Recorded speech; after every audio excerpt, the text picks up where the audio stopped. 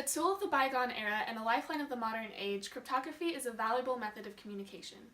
Cryptography is the use of codes and ciphers to relay messages wished to be kept a secret. This practice began thousands of years ago with simple devices, but it then evolved into a complex industry with the use of computers and other technological aids. Let's go back to 3200 BCE in Mesopotamia.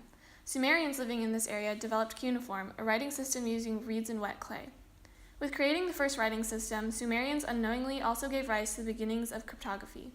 Because many people at the time were illiterate, messages written on clay could not be deciphered by those who could not read. Since then, cryptography had changed significantly. These simple messages in ancient times provided a precursor to extremely complex coding machines used to conceal secret information and plans. In this video, we will demonstrate how cryptography has played a large role in global communications. The High Command never...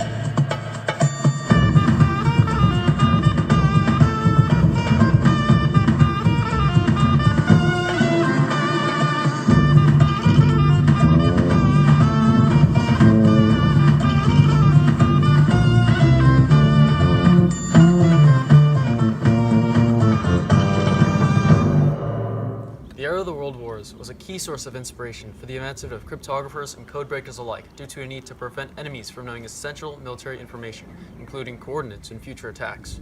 The main enemies of the Allied force, the Germans, developed an intricate and cipher system called none other than the Enigma machine.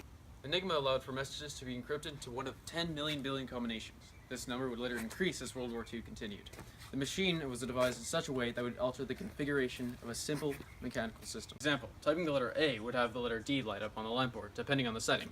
Although, typing A again would result in a totally different number due to automatic rotation. Through the system, the Germans caused much confusion and anxiety to the desperate Polish nation. Faced in increasing adversity, the Poles dedicated much military effort to decrypt the seemingly impossible. The Polish scientist, Marian Rejewski, broke the initial enigma with the aid of stolen information and his superb ability to recognize patterns in the messages. Since that point, the Germans revamped their machine by adding interchangeable scramblers for different settings, a reflector, and a plug board. This added even more combinations and prompted help from the British, who were also in dire need to intercept enemy communications. The hidden MI6 division in the British government recruited Alan Turing, a fanatic of puzzles and ciphers, to help with the project at Bletchley Park, along with other mathematicians who he recruited himself. The British had a replica Enigma machine provided to them by the Poles, but they also didn't know what settings the enemy was using. To combat this problem, Turing used cribs, which are essentially guesses or known pieces of plain text, or the original message. With the help of bombs, some of the earliest computers, the British could make sense of seemingly random letters. With the help of Alan Turing, the British were able to not only shorten, but also help win the war.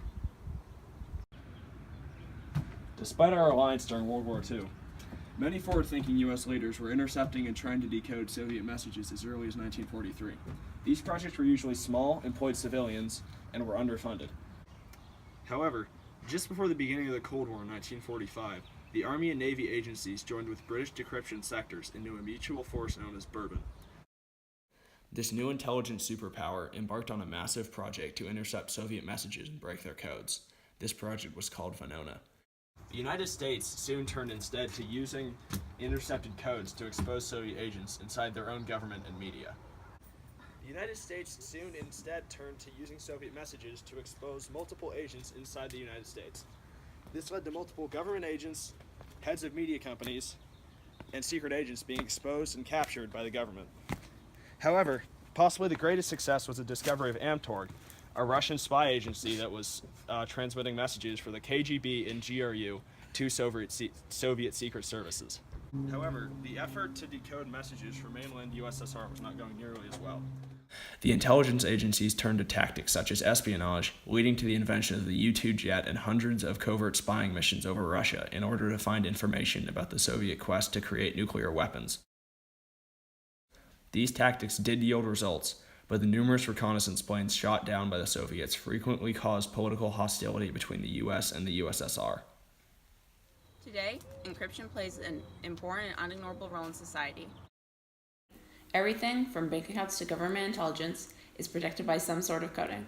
In the late 20th century, this transformation to encryption becoming a commonplace in people's everyday lives began.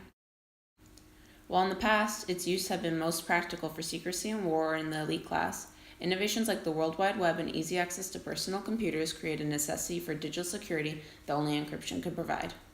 The locks and safeguards put on online information have been useful in hindering hackers and viruses, yet the whole topic of ciphering has become very convoluted. The recent exposure of official records kept from the public that contain sensitive and controversial information has made many question if encryption is being used for corrupt or iniquitous purposes.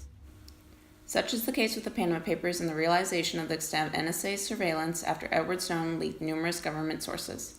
The debate over whether personal details should remain absolutely confidential to the owner or be open to military and government interference when warranted to some degree is also quite ambiguous. For instance, the FBI wanting a master key to all iPhone locks has brought this complex issue to the headlines. However, many people are unaware of the permeation of encryption in everything they do, and even fewer understand the basics of how it actually works and its repercussions, making it hard for the public to be involved in the major decisions concerning their security and privacy. Thus, cryptography is a dangerous and powerful tool looming in the modern age.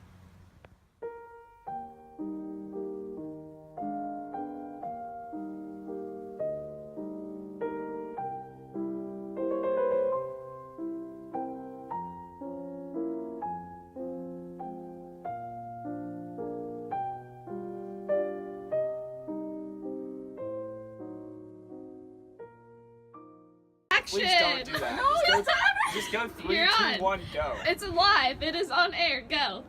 Wait, like right now?